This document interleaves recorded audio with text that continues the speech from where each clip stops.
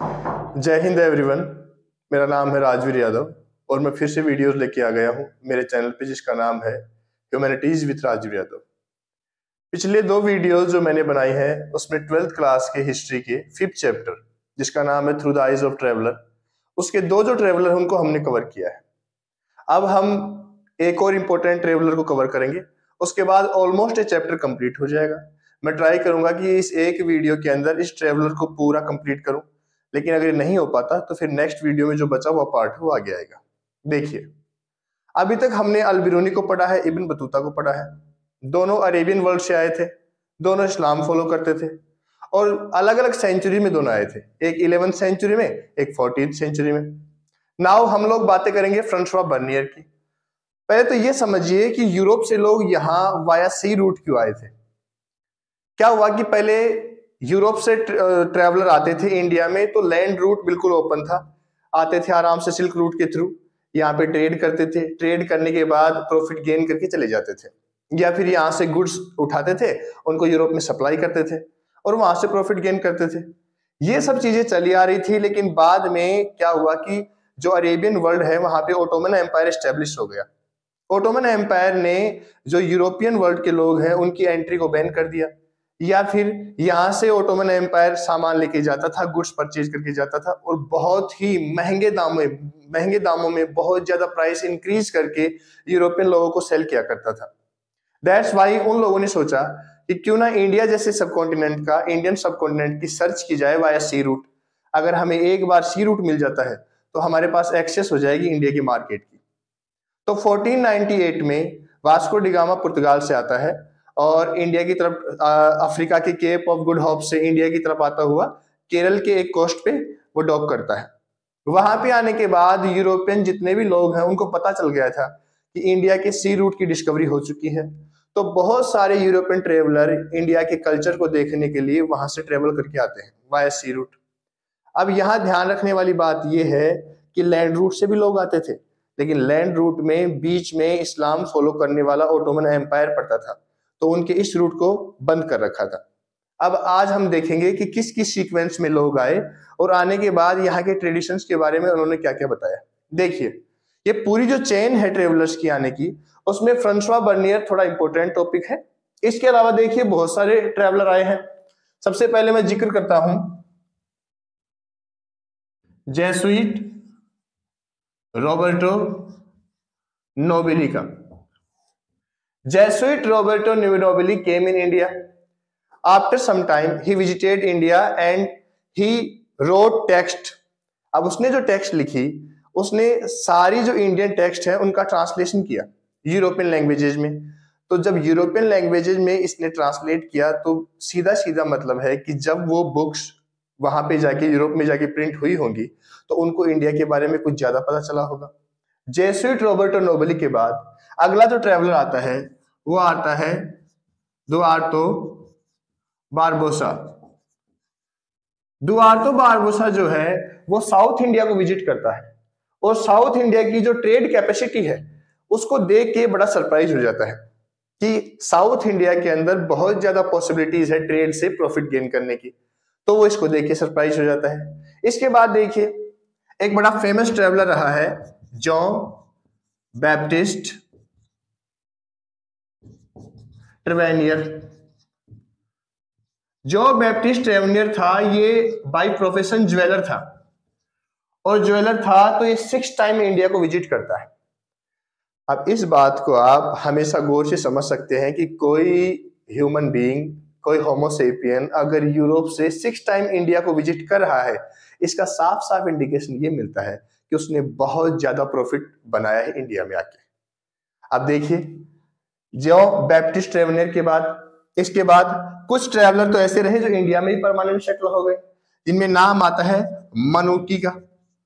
मनुची भी कह सकते हो, मनुकी भी कह सकते हो। ये इटालियन ट्रैवलर था जो इंडिया में आता है और फिर से वापस कभी यूरोप जाता ही नहीं है, इंडिया में सेटल हो जाता है। इसी चेन में एक फेमस ट्रैवलर है जिसका नाम है Francois Bernier. Francois Bernier came in India in 17th century. Francois Bernier India में 17th सेंचुरी में आता है। इसके बाद ये जो मुगल रूलर है शाहजहां, उसका जो एल्डेस्ट सन है जिसका नाम है दारा सुको, उसका फिजिशियन होता है। अब देखिए बाय प्रोफेशन ये डॉक्टर भी था, पॉलिटिशियन भी था, हिस्टोरियन भी था और फिलोसोफर भी था। इसका मतलब एजुकेटेड पर्सन था। यहाँ पे आता है तो मुगल जो रॉयल कोर्ट है उसको बड़े ही नजदीकी से देखता है, बड़े ही नजदीकी से ऑब्जर्व करता है कि कैसे कैसे ये लोग टैक्स इम्पोज करते हैं, कैसा यहाँ का रूलिंग सिस्टम है, क्या ये लोग पीजेंट्स के बारे में सोचते हैं, आर्टिसंस की क्या यहाँ पे कंडीशन है, क्या उनका स्टेटस है, इसके अलावा यहाँ पे प्रोडक्टिविटी कितनी है, यहाँ पे ट्रेड कितना होता है, ये सारी बातें वो नोटिस करता है और अपनी बुक में ये सारी बातें नोट करता है। तो 12th क्लास के जो स्टूडेंट है उन सबके लिए इंपॉर्टेंट है कि फ्रांसवा बर्नियर के बारे में जाने। देखिए Francois Bernier came in India in 17th century. इसके अलावा इसकी जो बुक है उस बुक का नाम भी जानना बहुत जरूरी है। इसकी बुक का नाम है travels in the Mughal empire. Travels in the Mughal empire इसकी बुक का नाम है।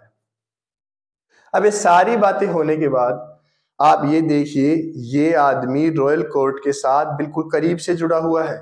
तो रॉयल पॉलिसीज होती हैं, किंग क्या सोचते हैं, किंग कैसे वर्क करते हैं, कैसे नोबल्स लोगों को एक्सप्लॉइट करते हैं, ये सारी बातें ये बड़ी नजदीकी से देखता है।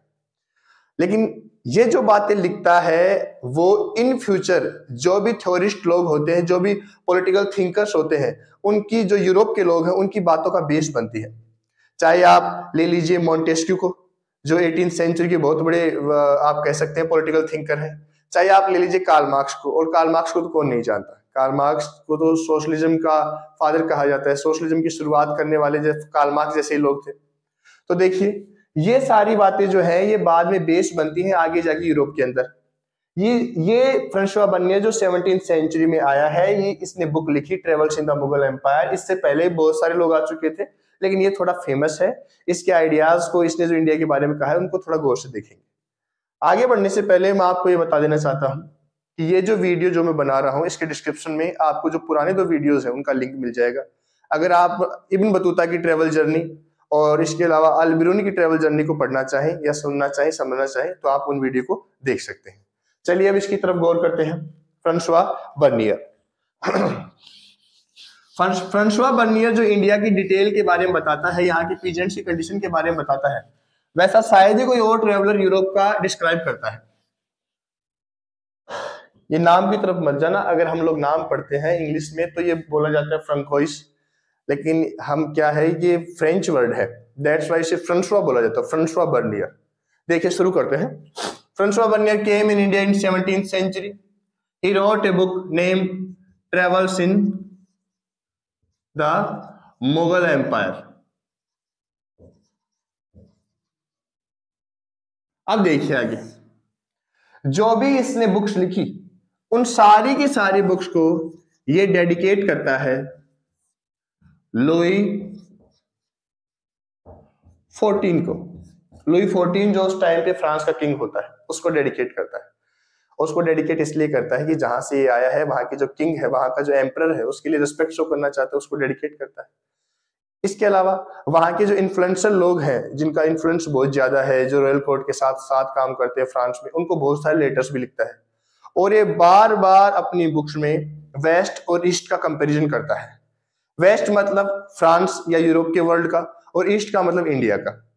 इंडिया की जो कंडीशन है उसका ये बार बार जिक्र करता है और बार बार उसका कंपैरिजन करता है फ्रांस के साथ, और वहां की कंडीशन को इंडिया से बेटर बताता है।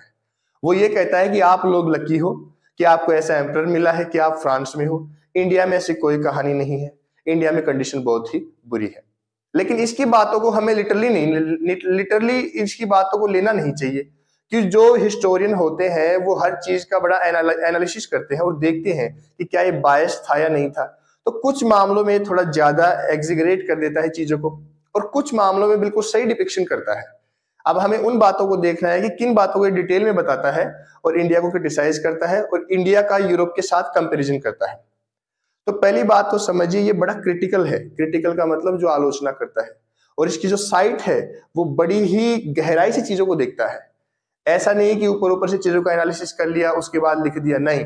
इसके बारे में जब आप और डिटेल में पढ़ेंगे तब अपने को पता चलेगा कि कैसे ये इंडिया को कंपेरिजन करता है यूरोप के साथ, और कंपैरिजन करके इंफीरियर शो करने का ट्राई करता है। देखिए सबसे पहले एक क्वेश्चन लेता है लैंड ओनरशिप का। ये तो आप सभी जानते हैं कि इंडिया की जो लैंड है वो मोस्टली फर्टाइल लैंड है। फर्टाइल लैंड जहां होती है वहां प्रोडक्शन बहुत ज्यादा होता है, और जहां प्रोडक्शन बहुत ज्यादा होता है वहां याद रखिए प्रोस्पेरिटी होती है, साथ साथ कॉन्फ्लिक्ट भी होता है। अगर प्रोस्पेरिटी है तो प्रोस्पेरिटी का मतलब ये हुआ कि सोसाइटी के अंदर कहीं ना कहीं जाके कोई ऐसी क्लास जन्म लेगी जो प्रोस्पर है, और प्रोस्पर है तो वो कमांड करेगी, और दूसरी क्लास है वो उस कमांड को ओबे करेगी। अब देखिए फ्रांसुआ बर्नियर ये कहता है कि इंडिया के अंदर एक बहुत बड़ी बुराई है, बहुत बड़ी बुराई ये है कि लैंड ओनरशिप जो है वो क्राउन के पास है। क्राउन के पास होने का मतलब जो लैंड है वो किसके पास है? किंग के पास है। अब यहां फ्रांसुआ बर्नियर थोड़ा डिटेल में ये बताता है कि लैंड ओनर अगर किंग के पास है तो किंग अपने नोबल्स को ऐसा तो है नहीं सैलरी दे पाता है, आजकल की तरह गवर्नमेंट तो है नहीं। तो किंग क्या करता है कि जो भी इसके नोबल्स हैं, जो भी इसके जमींदार सामंत लोग हैं, उनको कुछ लैंड दे देता है कि आप यहाँ पे रहिए, यहाँ पे मेरे बिहाफ पे रूल करिए, और यहाँ से रेवेन्यू कलेक्शन करिए। कुछ रेवेन्यू का हिस्सा आप रखिए और बाकी बचा हुआ मुझे पहुंचाइए। ये बातें फ्रांसुआ बर्नियर कहता है। अब देखिए क्राउन के पास लैंड ओनरशिप है, इसका डिसएडवांटेज क्या क्या बताता है। देखिए ये कहता है कि क्राउन के पास लैंड ओनरशिप होने से जो पीजेंट्स हैं, जितने भी किसान लोग हैं, वो लैंड का ट्रांसफर नहीं कर पाते। अब किसको? अपने चिल्ड्रन को। किसान अपने बच्चों को जमीन नहीं दे पाते। दैट्स वाई जो पीजेंट्स हैं वो उस लैंड में ज्यादा इन्वेस्ट भी नहीं करते, और इन्वेस्टिंग में ज्यादा इंटरेस्ट शो भी नहीं करते। इन्वेस्ट करते नहीं है, जब इन्वेस्ट नहीं करते लैंड में तो ज्यादा प्रोडक्शन नहीं होता, और ज्यादा प्रोडक्शन नहीं होता तो सीधी सीधी बात है पीजेंट्स को टैक्स तो चुकाना ही पड़ता है। तो सीधी सीधी बात है पॉवर्टी इन्हीं को अपने गिरफ्त में लेती है। तो ये कहता है कि लैंड ओनरशिप जो क्राउन के हाथ में है वो इंडिया में एक तरीके से बहुत बड़ी मिस्टेक है, जिसकी वजह से जो पीजेंट्स है वो सबसे ज्यादा ऑपरेसिव क्लास है। मतलब इसी का सबसे ज्यादा दमन किया जाता है, इसी को कुचला जाता है, इसी का एक्सप्लॉयटेशन किया जाता है। ठीक है। इसके अलावा वो ये कहता है कि लैंड ओनरशिप पीजेंट्स अपने चिल्ड्रन को ट्रांसफर नहीं कर सकते। दैट्स वाई वो इन्वेस्टिंग करने के मूड में नहीं होते, और इन्वेस्ट ज्यादा नहीं होता तो इन्वेस्ट ज्यादा नहीं होने की वजह से प्रोडक्शन भी ज्यादा नहीं हो पाता। इसका एक कंपैरिजन करता है फ्रांस के उन लैंड लॉर्ड्स के साथ जो अपनी लैंड को कंटिन्यूसली इंप्रूव करते रहते हैं, और ये कहता है कि यहाँ वो क्लास कभी पैदा ही नहीं हुई जो लैंड को इंप्रूव करे। वो क्लास इसलिए पैदा नहीं हुई क्योंकि उसे पता था कि ज्यादा इन्वेस्ट करने से कोई फायदा नहीं है, क्योंकि लैंड ओनरशिप पीजेंट्स के पास नहीं है। अब इस बात को आप समझिए कि इतनी डिटेल में बताने के बाद ये इसका इंपैक्ट भी बताता है कि जब लैंड ओनरशिप क्राउन के हाथ में रहती है, पीजेंट के हाथ में नहीं रहती, तो इसका इंपैक्ट देखिए क्या होता है। इसका इंपैक्ट जब ये बताता है तब हमें पता चलता है कि ये बड़ा डिटेल से ऑब्जर्व कर रहा था इंडिया को।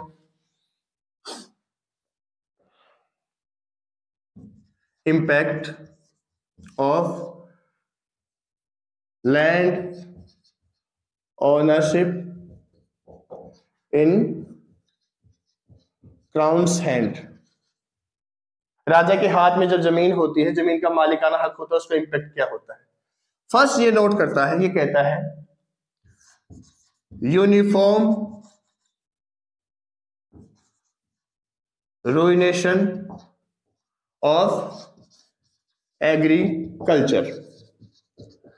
ये कहता है कि खेती की तबाही होती है, कृषि की तबाही होती है, कृषि पूरी तरह बर्बाद हो जाती है क्योंकि प्रोडक्शन ज्यादा होता नहीं है, इन्वेस्ट ज्यादा होता नहीं है। दूसरा ये कहता है एक्सेसिव एक्सप्लॉयटेशन ऑफ पीजेंट्स। ये कहता है कि जो पीजेंट्स हैं उनका बहुत ज्यादा शोषण होता है, एक्सप्लॉयटेशन होता है। और शोषण इसलिए होता है कि जो पीजेंट्स हैं चाहे कितना भी प्रोडक्शन करें, टैक्स तो उनसे लिया ही लिया जाएगा, और टैक्स इंपोज करने वाला है क्राउन, और जो क्राउन है, जो किंग है, वो अपने नोबल्स के थ्रू टैक्स कलेक्ट करता है। ये सारी बातें फ्रांसुआ बर्नियर कहता है। तीसरी बात ये कहता है, पहली तो है यूनिफॉर्म रुइनेशन ऑफ एग्रीकल्चर, दूसरा है एक्सेसिव एक्सप्लॉयटेशन ऑफ पीजेंट्स। तीसरी बात ये कहता है कि इस चीजों की वजह से जो लिविंग स्टैंडर्ड है वो सारा का सारा डिक्लाइनिंग मोड पे आता है। इंडिया के जो पीजेंट्स है उनका लिविंग स्टैंडर्ड डिक्लाइन हो जाता है, नीचे गिर जाता है। ये बातें कहता है फ्रांसवा बर्नियर। अब याद रखना ये रॉयल मुगल कोर्ट के बिल्कुल पास में है, क्योंकि जो एल्डेस्ट सन है दारा सिको का उसका ये फिजिशियन है, डॉक्टर है। दैट्स वाई ये इतना क्रिटिकल है और बिल्कुल करीब से इसकी जो इनसाइट है बड़ी क्लियर है और बिल्कुल करीब से ऑब्जर्व कर रहा है। और ऑब्जर्व कर रहा है तो ये कहता है कि इंडिया में लैंड ओनरशिप क्राउन के हैंड में है, प्राइवेट नहीं है। That's why uniform ruination of agriculture, खेती तबाह हो गई है। दूसरा कहता है excessive exploitation of people peasants, sorry excessive exploitation of peasants, मतलब जो किसान है उनका बहुत ज्यादा शोषण होता है। तीसरा कह रहा है लिविंग स्टैंडर्ड डिक्लाइनिंग रैपिडली, जो जीवन स्तर है वो लगातार गिरता जा रहा है। और फ्रांस को इसके मुकाबले सुपीरियर शो करता है कि फ्रांस के अंदर इंडिया के कंपैरिजन में लिविंग स्टैंडर्ड बहुत ही सुपीरियर है। ये ऐसा है फ्रांसवा बर्नियर ट्रेवलर जो कश्मीर जो मार्च हुआ था, जब मुगल आर्मी ने कश्मीर पर अटैक किया था तब भी उनके साथ रहा था। इसका मतलब बहुत क्लोज है मुगल्स के। आगे नोट कीजिए, ये एक स्टेटमेंट और देता है। वो स्टेटमेंट ये देता है कि ध्यान रखिए फ्रांसवा बर्नियर बहुत डिटेल में सारी बातें बताता है, तो इसका स्टेटमेंट देखो, undifferentiated masses of impoverished people। ये कहता है कि जब मैं इंडिया को देखता हूं तो मुझे लगता है दरिद्र लोगों का समरूप समूह है। मतलब मुझे चारों तरफ पॉवर्टी ही पॉवर्टी दिखाई देती है। ये इंडिया के बारे में बताता है। अनडिफरेंशिएटेड मासेज ऑफ इम्पोवरिश्ड पीपल, दरिद्र लोगों का समरूप समूह, मतलब जहां देखता हूं वहां पॉवर्टी है। और याद रखना ये अकेला ऐसा ट्रेवलर नहीं है, इससे पहले पेल्सर्ट नाम का एक ट्रेवलर आया था, वो भी इंडिया में पॉवर्टी का जिक्र करता है। और ये लोग ये कहते हैं कि इंडिया के अंदर दो ही क्लास एग्जिस्ट करती हैं इकोनॉमिक वे में। एक तो वो क्लास जो बहुत ज्यादा एलीट है, रिच क्लास है, नोबल्स, मर्चेंट्स, ट्रेडर्स, इसके अलावा किंग, उसके सबऑर्डिनेट सारे के सारे। और दूसरा वो क्लास जो बिल्कुल पुअर है, जिसका एक्सप्लॉयटेशन होता है। इसके अलावा मिडिल क्लास एग्जिस्ट करती नहीं है। अब ये बात आप गौर करिए, इंडिया को उस टाइम पे गोल्डन बर्ड कहा जाता था, सोने की चिड़िया, जो आप नाम सुनते भी होंगे।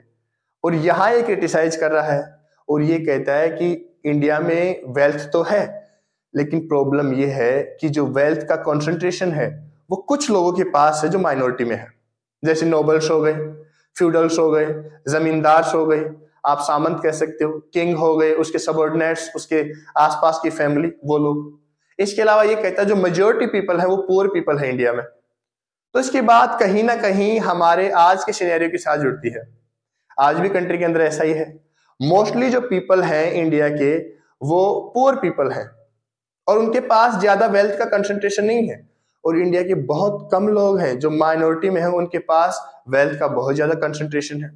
ये बात तो आप देख ही सकते हो सोसाइटी में। इसी बात को ये यहाँ पे कहता है कि इंडिया के अंदर पॉवर्टी है और उसका सिंगल रीजन ये डिक्लेयर करता है एक, कि लैंड ओनरशिप प्राइवेट नहीं है, लैंड ओनरशिप क्राउन के पास है। दैट्स वाई इंडिया में पॉवर्टी ज्यादा है। अब इस बात को आगे अगर हम लोग पढ़े तो जो मुगल जो हिस्टोरियन है उसकी बात और इसकी बात दोनों में कॉन्ट्राडिक्शन है।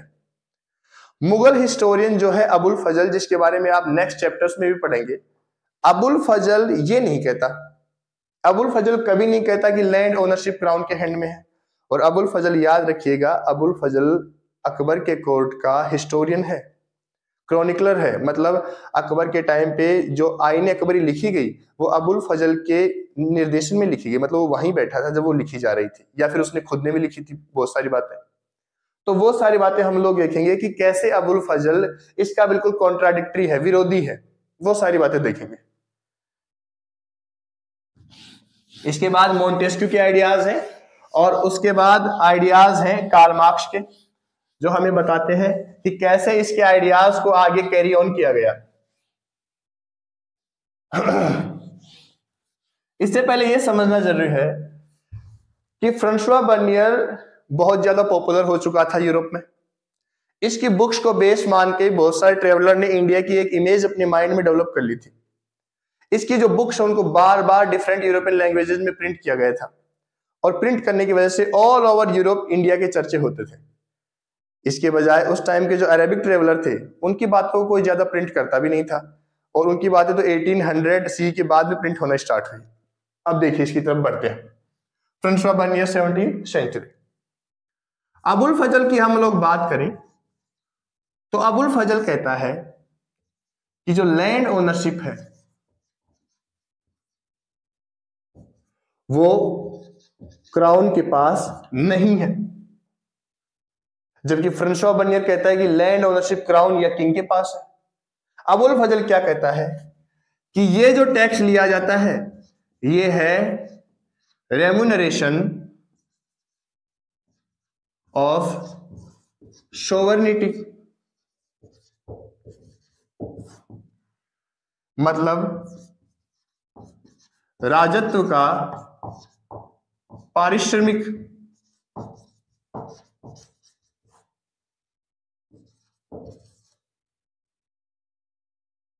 फ्रांसवा बर्नियर ने कहा कि लैंड ओनरशिप क्राउन के हाथ में है। ये कहता है लैंड ओनरशिप क्राउन के हाथ में नहीं है। इसके बजाय जो टैक्स लिया जाता है वो सारा का सारा टैक्स रेम्यूनरेशन ऑफ सोवर्निटी है, राजत्व का पारिश्रमिक है।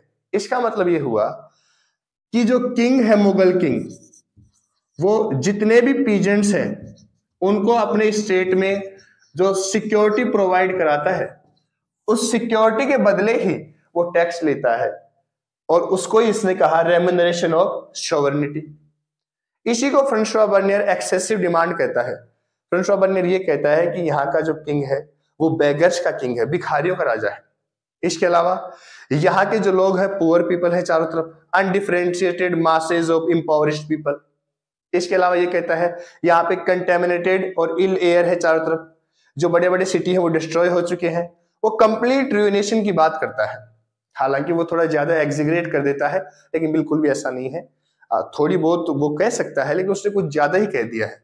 लेकिन अबुल फजल देखिए ये कहता है कि जो किंग टैक्स इंपोज करता है वो तो रेम्यूनरेशन ऑफ सोवर्निटी है, राजत्व का पारिश्रमिक। इसका मतलब ये हुआ कि किंग जो सिक्योरिटी प्रोवाइड कराता है अपने पीजेंट्स को, अपने सब्जेक्ट्स को, अपनी प्रजा को, उसी के बदले में टैक्स इंपोज करता है। अब इसके आइडियाज हमें कॉन्ट्राडिक्टरी दिखते हैं अबुल फजल के, तो ये पता चलता है कि मुगल्स अलग नजरिए से देखते थे और जो यूरोपियन लोग हैं वो अपने कल्चर से कंपैरिजन करते हुए अलग नजरिए से देखते थे। इससे आगे बढ़ते हैं। अबुल फजल के बाद इस बुक में जो नाम आया है वो बहुत बड़े पॉलिटिकल थिंकर, थ्योरिस्ट, जिनका नाम है मोंटेस्क्यू, जो 18th सेंचुरी में बड़े प्रोमिनेंट थे और आज भी पॉलिटिक्स में पढ़ाए जाते हैं। पॉलिटिकल साइंस में बहुत उनका जिक्र होता है मोंटेस्क्यू का। मोंटेस्क्यू ने आप कह सकते हो फ्रेंच रिवॉल्यूशन को भी इग्नाइट किया था, उनका वहां भी रोल है। और मोंटेस्क्यू ने देखो फ्रांसवा बर्नियर की बातों को कैसे अडॉप्ट किया है। मोंटेस्क्यू, याद रखिएगा, मोंटेस्क्यू फ्रेंच फिलोसोफर है, फ्रेंच पॉलिटिकल थिंकर्स हैं, फ्रेंच थ्योरिस्ट हैं। मोंटेस्क्यू एक नया आइडिया देते हैं, ओरिएंटल डेस्पोटिज्म। इसको अगर हम लोग हिंदी में लिखें तो इसका मतलब हुआ प्राच्य निरंकुशवाद। ये फ्रांसवा बर्नियर के आइडियाज को ही कैरी ऑन करते हैं। ये कहते हैं कि अगर हम लोग ईस्टर्न साइड की तरफ देखें, क्योंकि ये फ्रांस के थे तो इस साइड का मतलब इंडिया की साइड, चाइना की साइड, ईस्टर्न साइड की तरफ देखें तो वहां पे जो किंग है वो एब्सोल्यूट अथॉरिटी रखता है। एब्सोल्यूट अथॉरिटी का मतलब पूर्ण अधिकार रखता है, निरंकुश अधिकार रखता है, कोई भी उसको चैलेंज नहीं कर सकता। वो अपने जितने भी सब्जेक्ट हैं, अपनी जो भी प्रजा है उसको सब्जुगेशन में रखता है, मतलब अपने दमन करता है उसका, उसे अपने अधिकार में रखता है। इसके अलावा एक्सेसिव टैक्स इंपोज करके उनको पुअर बनाए रखता है। अब ये आइडिया इसने कहां से लिया? ये आइडिया, अब मोंटेस्क्यू तो इंडिया आया नहीं था, इसने सारा आइडिया जो ओरिएंटल डेस्पोटिज्म का है, ये सारा का सारा आइडिया लिया फ्रांसवा बर्नियर से। इसका मतलब ये हुआ कि बाद के जो पॉलिटिकल थिंकर्स हैं उन लोगों ने फ्रांसवा बर्नियर की बातों को लिटरली उठाया है, उसी बातों को समझा है और उन्हीं को अपने आइडियाज में डेवलप कर लिया है। इसका नाम है ओरिएंटल डेस्पोटिज्म। अब इसके आगे देखिए, ये तो 18th सेंचुरी की बात है। अब अगर हम लोग बात करें 19th सेंचुरी की, तो फ्रांसवा बर्नियर के आइडियाज को ही एक जो और पॉलिटिकल थिंकर होता है वो डिफरेंट वे में डिस्क्राइब करता है, और इनको तो शायद सभी जानते हैं, नहीं भी जानते तो नाम पक्का सुना होगा, कार्ल मार्क्स। कार्ल मार्क्स जो है वो फ्रांसवा बर्नियर के आइडियाज को कैरी ऑन करते हैं, मोंटेस्क्यू के आइडियाज को कैरी ऑन करते हैं, लेकिन इसका बिल्कुल डिफरेंट वे बताते हैं। आप अगर थोड़ा सा कार्ल मार्क्स को पढ़ो तो आपको जानने को मिलेगा कि कार्ल मार्क्स सोशलिज्म का फेवर करते थे। सोशलिज्म का फेवर करने का मतलब ये होता है कि सब लोग इक्वल होंगे, सोसाइटी के अंदर कोई मोनोपोली नहीं होगी, कोई ऐसा नहीं होगा जिसके पास अकेले के पास ज्यादा पावर होगी, जो अकेला सबका रूलर होगा, ऐसा कुछ नहीं। सभी लोग रूलर होंगे, सभी लोग वर्किंग क्लास होगी, सभी लोग काम करेंगे और इक्वलिटी होगी। हालांकि ये प्रैक्टिकली पॉसिबल नहीं है, लेकिन कार्ल मार्क्स यही जिक्र करते हैं। ये उस टाइम पे न्यू आइडिया था, फिर इस आइडिया ने रशियन रिवॉल्यूशन भी कराया। इसके अलावा अपने बहुत सारे पॉलिटिकल लीडर्स भी इसी आइडिया से इन्फ्लुएंस थे। हालांकि हमारे जो कॉन्स्टिट्यूशन है उसके अंदर भी ये आइडिया इन्वॉल्व है, लेकिन यहाँ देखो ये उसका एक अलग ही वे रिप्रेजेंट करते हैं। ये फ्रांसवा बर्नियर के आइडिया को कैरी ऑन करते हैं और कहते हैं कि बिफोर द कॉलोनियल इरा, औपनिवेशिक युग से पहले, जब यूरोप के कंट्री डिफरेंट कंट्रीज को अपने अंडर लेते हैं और उनके ऊपर रूल स्टैब्लिश करते हैं, जैसे इंडिया में ईस्ट इंडिया कंपनी ने किया था, उससे पहले का जिक्र करते हैं और ये कहते हैं कि इससे पहले जो पीजेंट्स है इंडिया में या ईस्टर्न साइड में, उनके पास जो भी प्रोडक्शन होता है उस प्रोडक्शन का जो सरप्लस होता है, सरप्लस का मतलब जो ज्यादा बच गया है, उसको वो कहां जमा करा देते हैं? स्टेट को या किंग को जमा करा देते हैं, डिपॉजिट करा देते हैं, और बाकी सारे लोग जितना उनको नीड है उतना ही अपने पास रखते हैं। ग्रेन की बात हो रही है यहाँ पे। उसके बाद जब उन लोगों को इन फ्यूचर नीड होती है तो ये जो स्टेट है ये धीरे धीरे उसी ग्रेन को वापस से किसको सौंपता रहता है? पीजेंट्स को सौंपता रहता है। इससे एक एगैलिटेरियन सोसाइटी बनती है। एगैलिटेरियन सोसाइटी का मतलब हुआ एक समतावादी समाज, एक बराबर का समाज जिसके अंदर कोई ऊंचा नहीं होता, कोई नीचा नहीं होता, कोई अपर कोई लोअर नहीं। और ये जो प्रोडक्शन का ये तरीका है, इसको ये नाम देते हैं एशियाटिक मोड ऑफ प्रोडक्शन।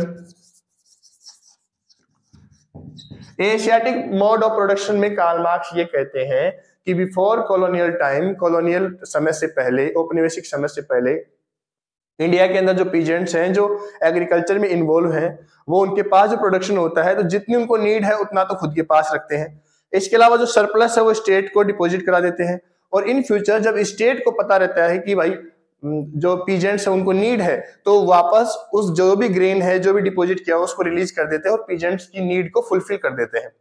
इसको कहा एशियाटिक मोड ऑफ प्रोडक्शन। और इससे ये कहना चाह रहे हैं कि इससे एगैलिटेरियन सोसाइटी बनती है, समतावादी समाज बनता है। कोई अपर कास्ट नहीं होता, कोई लोअर कास्ट नहीं होता, कोई रूलर नहीं होता और कोई ऐसा नहीं होता जिसको एक्सप्लॉइट किया जा रहा है। हालांकि ये बात टोटली रॉन्ग है। इन्होंने ये आइडिया दिया तो है, लेकिन ये बात टोटली रॉन्ग है। अब आपको याद रखने की क्या जरूरत है? पहली बात तो फ्रांसवा बर्नियर की बुक का नाम travels in the Mughal empire. दूसरा, कब आए? 17th सेंचुरी में। उस टाइम किसका एरा चल रहा था? मुगल एरा था। यहाँ पे शाहजहां था और शाहजहां का जो बड़ा बेटा है ज़ारा शिकोह, एल्डेस्ट सन, उसका ये डॉक्टर था। इसके अलावा ये लैंड ओनरशिप के मामले में इंडिया को क्रिटिसाइज करता है। इंडियन किंग्स को किंग ऑफ बेगर्स कहता है, भिखारियों का राजा कहता है। यहाँ की एयर को कंटेमिनेटेड कहता है, इल एयर कहता है। इवन यहाँ तक ये भी कहता है कि यहाँ की जो प्लेन्स है वो बुशेस, झाड़ियों से गिरे हुए हैं। तो एक तरीके से इंडिया को क्रिटिसाइज करते हुए एग्जिग्रेट कर देता है। आगे देखिए, इसी आइडियाज को जो अबुल फजल है, जो कोर्ट हिस्टोरियन है अकबर का, वो डिनाई करता है। हालांकि उसका आइडिया पहले का है। वो ये कहता है कि ये तो रेम्यूनरेशन ऑफ सॉवरेनिटी है। इसका मतलब जो किंग सिक्योरिटी प्रोवाइड करा रहा है अपने सब्जेक्ट को, दैट्स व्हाई वो टैक्स इंपोज करता है। दूसरी तरफ इसी आइडियाज को फिर मोंटेस्क्यू लेता है और मोंटेस्क्यू ये कहता है ये ओरिएंटल डेस्पोटिज्म है, प्राच्य निरंकुशवाद। इंडिया के अंदर जितने भी रूलर थे एब्सोल्यूट अथॉरिटी एंजॉय करते थे और जानबूझकर फोर्सफुली अपनी जो सब्जेक्ट्स हैं उनको पुअर बना के रखते थे, पोवर्टी में रखते थे, सब्जुगेशन करते थे, उनका ऑपरेसिव क्लास थी रूलर्स की। ये सारी बातें कहता है मॉन्टेस्क्यू। उसके बाद आता है कार्ल मार्क्स, जो एशियाटिक मोड ऑफ प्रोडक्शन का आइडिया देता है। वो ये कहता है कि इंडिया के अंदर जब प्रोडक्शन होता था तो सरप्लस को डिपॉजिट करा देते थे और बाद में वही सरप्लस को जो किंग है वो बार बार रिलीज करते रहते थे। इससे एगलिटेरियन सोसाइटी बनती थी, समतावादी समाज बनता था। अब आप ये सोचिए कि एक ट्रेवलर के आइडियाज को इतना ज्यादा आगे कैरी ऑन किया गया है। इसका मतलब यूरोप के अंदर इंडिया की जो इमेज है उसको बनाने में बहुत ज्यादा क्रिटिकल रोल है फ्रांसवा बर्नियर का। दैट्स वाई आपकी बुक में फ्रांसवा बर्नियर का जिक्र दिया गया है। अब इसके बाद ये जो आर्टिसन है उनके बारे में कहता है, उनके मामले में किंग्स को क्रिटिसाइज करता है। इसके अलावा इंडिया का जो सती कस्टम है उसके बारे में, इंडिया की विमेन की कंडीशन के बारे में इंडिया को क्रिटिसाइज करता है। ये सारी बातें हम लोग जहां तक पॉसिबल होगा नेक्स्ट वीडियो में कवर करेंगे। अभी जितना भी चैप्टर बचा हुआ है ये सारा का सारा नेक्स्ट वीडियो में कवर होगा। तब तक के लिए थैंक यू एंड जय हिंद।